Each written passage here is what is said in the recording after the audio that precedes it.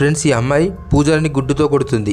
దీంతో పూజారికి కోపం వచ్చి అమ్మాయిని కొట్టి ఒక పూజారిని గుడ్డుతో కొడతావా అని తిడతాడు. ఈలోగా ఫోన్ రావడంతో నీ సంగతి తర్వాత చెప్తా అని వెళ్తాడు. పూజ చేయడానికి ఒకరింటికి వస్తాడు. లోపలికి వెళ్తుంటే ఇతను పూలు తెమ్మని చెప్పా కదా, ఏవి అంటాడు. ఇప్పుడు పూజారి మర్చిపోయా అంటాడు. దీంతో ఇతని కోపం వచ్చి అసలే అరగంట లేటుగా వచ్చావు, మళ్ళీ పూలు లేకుండా వచ్చావు, నువ్వు ఏం చేస్తావో నాకు తెలియదు, 5 నిమిషాల్లో పూలు కావాలంటాడు. పూజారేమో పూలు తేవడానికి 10 కిలోమీటర్లు వెళ్ళాలంటాడు. ఇతనేమో నువ్వు చేసిన తప్పుకి 10 కిలోమీటర్లు కాదు 20 కిలోమీటర్లైనా వెళ్ళి పూలు తెమ్మంటాడు. దీంతో పూజారికి ఏం చేయాలో అర్థం కాక దేవుణ్ణి ప్రార్థిస్తాడు. ఈలోగా ఈ అమ్మాయి వచ్చి కవర్ని అక్కడ పెట్టి వెళ్తుంటుంది. ఇది పూజారి చూసి అమ్మాయిని ఆగమంటాడు. మళ్ళీ ఇక్కడికి ఎందుకు వచ్చావు అని కొడతాడు. ఆ అమ్మాయిని తిడుతుంటే పూలు ఇక్కడే ఉన్నాయి కదా అని పిలుస్తాడు. దీంతో ఆ అమ్మాయి జరిగింది చెప్తుంది. మీ పూలు కింద పడిపోయాయి, అందుకే ఇద్దామని తెచ్చా అంటుంది. మరి గుడ్డుతో ఎందుకు కొట్టావని అడుగుతాడు. మీ జేబులో నుండి పర్సుని దొంగలిస్తుంటే కొట్టా అంటుంది.